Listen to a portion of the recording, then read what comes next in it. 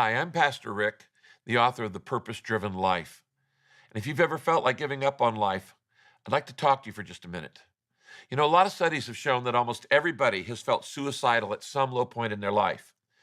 You may be feeling that way right now, or you may know a friend or a family member or a coworker who feels that way, and you don't know what to do about it.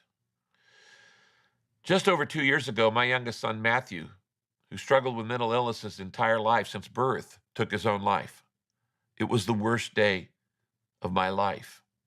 And I still grieve every day about the permanency of his decision to take his life. Now, let me talk first to those of you who may be considering suicide.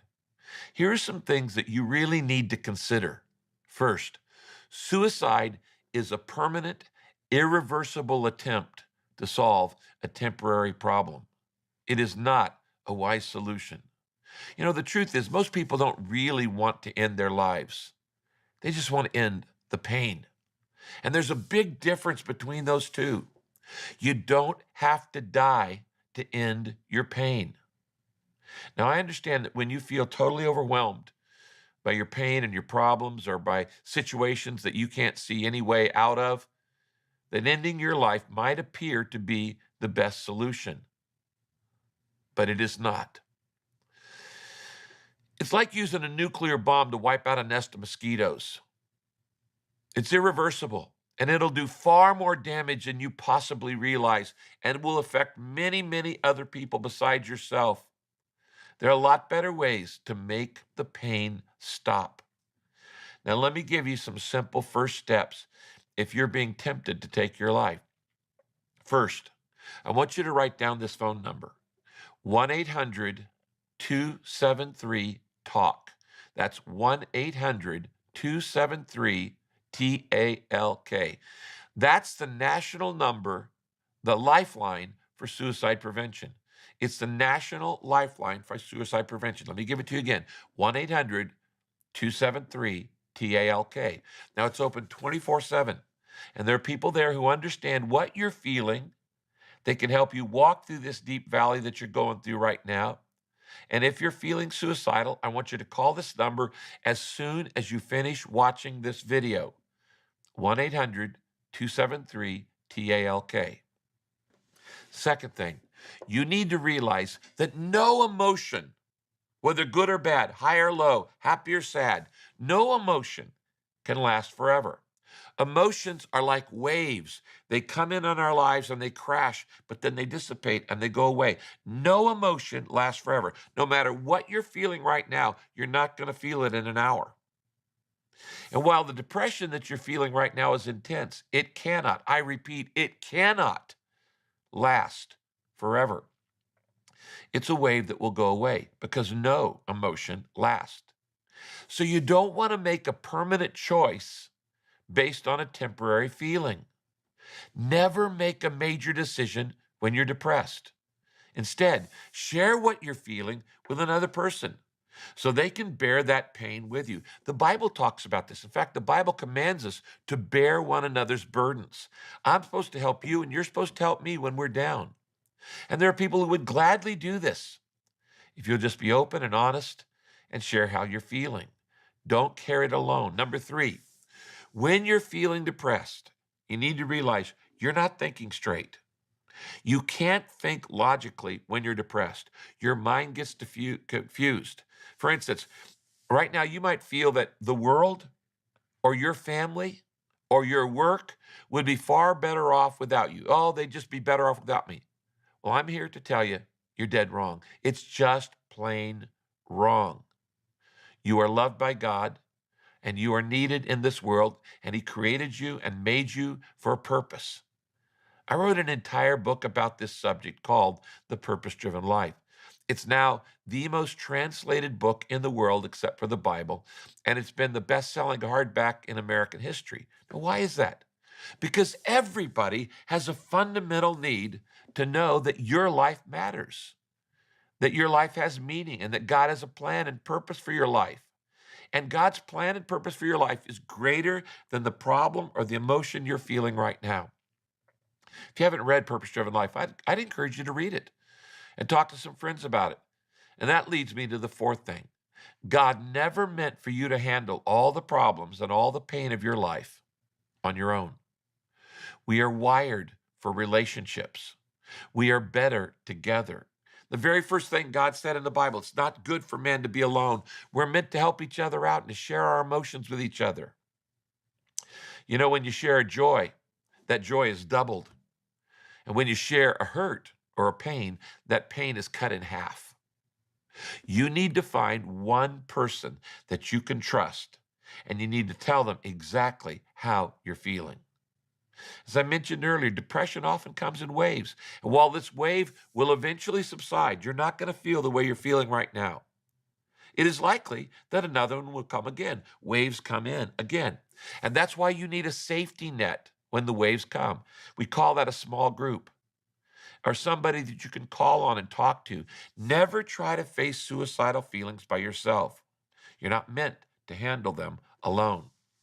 Again, the feelings will subside, but it's very important that you first remove anything around you that would make it easy for you to take your life impulsively. Because people make decisions impulsively that have eternal consequences. Remove anything that would make it easy for you to take your life. And then, second, when you're feeling vulnerable, don't try to face it by yourself. If you want to write to me, you can write to rick@pastorrick.com. All of our Daily Hope ministry team will pray for you. We'll pray with you. We have people who can pray with you and pray for you. Write me, rick@pastorrick.com. Now, let me say a word to those of you who may have a friend or a coworker or a family member or a loved one who's struggling with suicidal thoughts. Let me give you some suggestions. First, if somebody around you talks about wanting to die, or more specifically, wanting to take their own life, take this very seriously. Do not treat it as a joke. Do not brush it off as an exaggeration or as a bid for attention or call them a drama queen. Better safe than sorry. Take it always seriously. Second, if you notice changes in the behavior of somebody that you care about, maybe they're just a little more moody than usual, or they don't laugh as much as they used to, or they're more subdued and more serious, or you just think something's not right. You're probably right. Something probably isn't right. You need to take the initiative to ask them, care enough, love them enough to ask them what's going on. Don't be afraid to approach them and ask them if you can help them with the way they are feeling. You might just say something like, I really care about you. And I've noticed that you just haven't seemed yourself lately. Is everything okay? Just ask something like that. Is everything okay? And if they say, no, I'm not okay, well, don't be afraid to ask if they've considered hurting themselves or ending their life. It's actually okay to use the word suicide. You could say, well, have you thought about hurting yourself? Have you thought about ending your life? Now, regardless of the response, yes or no, you need to tell them again how much you care about them and how much they matter to you. Now, if they say that they have been depressed, then you need to tell them, I will do everything I can to help you get through this difficult time. And if they're struggling with considering suicide, say, I will do everything I can to help you be safe, to help you make it through this time, to help you find a good doctor and a psychiatrist. I'll even go with you to help check you into a safe place like a hospital. I'll be glad to go with you. And if necessary, you might need to call 911, an emergency. It's much more important to save a life than to worry about what they think about you and you being offensive to them or whatever, taking risk that could make a fatal decision in a moment of deep pain. Like I said, suicide is a permanent solution to a temporary problem. I know of one man who survived jumping off a bridge. He was trying to take his life. And later he said, because he did survive, he said, in that split second that as I was falling off that bridge, I had a moment of clarity. He said, I realized that everything in my life could be fixed or managed or resolved, except for the fact that I had just made an irreversible decision. Later, he was obviously grateful that he survived and had the opportunity to address those issues that had been causing him so much pain and depression. And he later joined a survivors of suicide group like we have here at Saddleback Church. And you can find them in any city, survivors of suicide. Friends, suicide is far more common than we realize. Every year, over 1 million people around the world take their lives. In fact, here in America, each year in the United States, over 40,000 people will take their lives. Now, let me put that in perspective. That's double the murder rate in America. Twice as many people take their own lives as are murdered. And among young adults, that's a very vulnerable group, ages 15 to 24, among young adults, suicide is the #1 killer of young adults in America. In this epidemic, we've got to remove the stigma of depression and other mental health issues. It's not a sin to be sick.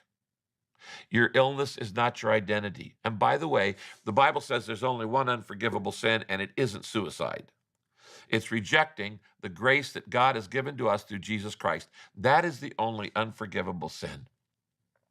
Suicide is preventable.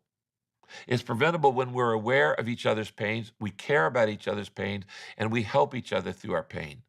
So today, and all this week, I want to urge you to look around you for people in pain. Look beneath the masks of your friends. Look past the cliches that they write a text or tweet and see how people are really feeling. It's the Jesus way of treating people. And if you'd like additional help, I'd encourage you to go to Daily Hope. That's my website, Daily Hope, where you can find additional resources and you can get a free daily devotional. God bless you.